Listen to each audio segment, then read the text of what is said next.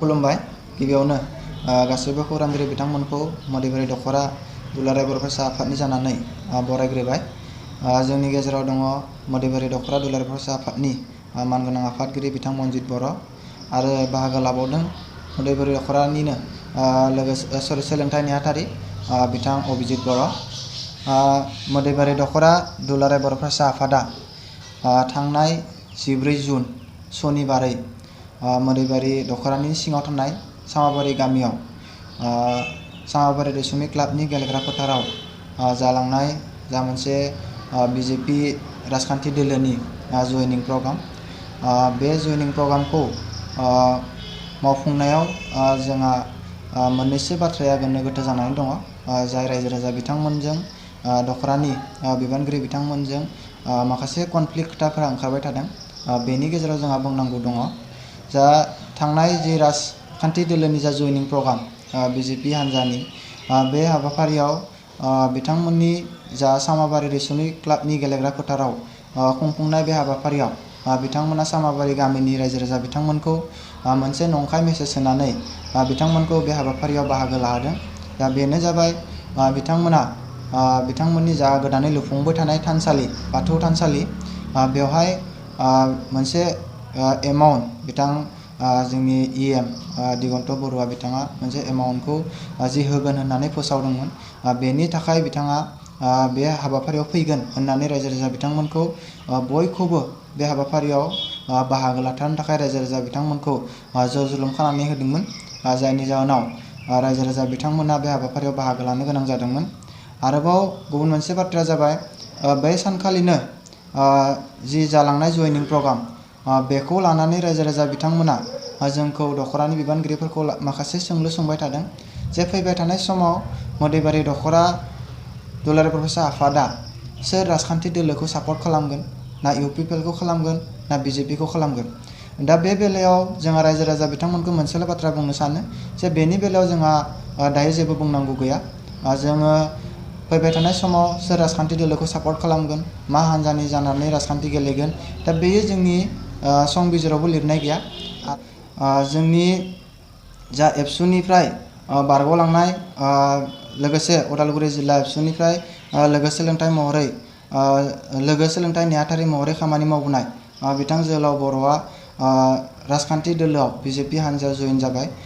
बेखौ लानानै रायजो राजा बिथांमोना गोबां जोंखौ माखासे बाथ्राखौ गोनो गोथो खालामगासिनो दङ जे बिथाङा सासे एबसुनि बिबानगिरिया दिनै माब्रै हथात माने राजखान्थि दोलोआव जुगदान होखो बा बेवहाय बिथांनि सिंनि प्लान बा पलिसिया मा।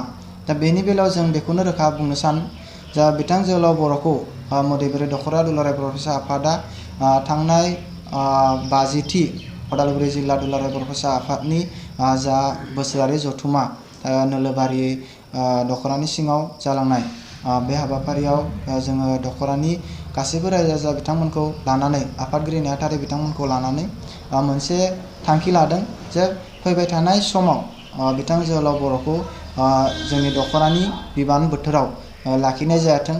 मानो होनोब्ला बिथाङा बे बिथांनि बिबान बोथोराव जिखिनि माखासे इलिगेल हाबाफोरखौ मावबाय, दा बेखौ लानानै गोबां रायजो राजा बिथांमोना जोंनि दखरानि सायाव खुद्रिनाय दङ। आरो मोनसे फरायसा आफादा माबोरै बेबायदि माखासे खामानिखौ मावनो हायो, दा बेनि सायाव रायजो राजा बिथांमोना गोबां सोंलु सोंदों जोंखौ। हयथ' बेबायदि सोंलुनि जोंहा गोबां बिदिन्थिफोर दङ, आं बेफोरखौ मोननैसो होनो सानदों। गिबियावनो जोंनि मदिबारि दखरानिनो जि मावखुलियाव मोनसे आर्ट फिलिं प्राय 3,68,000 एमाउन्टनि मोनसे आर्ट फिलिं जोंनि दखरायाव मावदोंमोन। बे हाबाफारियाव बिथाङा प्राय 40निफ्राय 55सो माने हा टेलार गारनानै बिथाङा बे खामानिखौ बेयावनो फोजोबनानै दोनदोंमोन आरो बेनि खुनु मोनसे हिसाब जोंनि दखरायाव गैया। आरो दखरानि बिबान बोथोराव रावबो बिबानगिरि बिथांमोना बेनि हिसाबखौ मोननो हायाखै। आरो जेब्ला बे हिसाबनि थाखाय बिथांखौ गोबाव सम जोङो फोरमायदोंमोन, अब्ला बिथाङा मोनसे बाथ्राखौ फोरमायनो होदोंमोन जाय बिथांखौ सापर्ट होनानै खामानि मावो। बिथाङाखौ फोरमायदोंमोन जे बेनि जेबो फैसा गैला, बेनि हिसाबा जोब्बाय। दा बेबायदि मोनसे बाथ्राखौ बिथाङा फोरमायदोंमोन। दा बेनि उनाव आरोबाव मोनसे जा जोंनि 4थि मुंख्लं जोलुर बादायलायनाय जा बड'लेण्ड मार्टियार्स बिथांमोनखौ लानानै जोंनि मदिबारि दखरायाव गासै 5 मुंख्लं बिथांमोन दङ। दा बिथांमोनखौ लानानै मोनसे जि फुटबल टुर्नामेन्ट थांनाय 2023 मायथाइयाव बिथाङा बे गेलेनाय बादायलायनायखौ गाव कनभेनर जानानै मावफुंदोंमोन। दा बेवहाय बिथाङा जि खेलाखौ फोजोबनायनि उनाव जि मोनसे कनभेनरनि जा मोनसे रांखावरियारि हिसाब बा गेलेनायनि बिथिङाव जि मोनसे खरसानि हिसाब बेखौ दिनैसिम दखरा आफादनो बिथाङा होआखै आरो गोबाव सम खावलायनायनि उनावबो बिथाङा बेनि हिसाबखौ रायजो राजा बिथांमोननो बा दखरानो होआखै। दा बेवहायबो रायजो राजा बिथांमोना गोबां खुद्रिसारनाय फोरमायदों। दा बेफोर गासैखौबो नोजोर होनानै जिहेथु मदिबारि दखरा दुलाराय फरायसा आफादा मोनसे फरायसा आफाद आरो जोंनि जि मावनांगौ हाबा बे जेब्लाबो रायजो राजा बिथांमोनजों लोगो जानानै सरजाबनानै जौगानाय बिथिंखौ जों खामानि मावो, जौगानाय बिथिंखौ जों नोजोर होयो। दा बे बेलायाव जों बिथांखौ गोबां नायनायनि गेजेरजों बा सालिजारि नायनायनि गेजेरजों जों बिथांखौ दखरा आफादनिफ्राय जों गावनि बिबान बोथोरनिफ्राय बोख्लायथ'नाय जादों।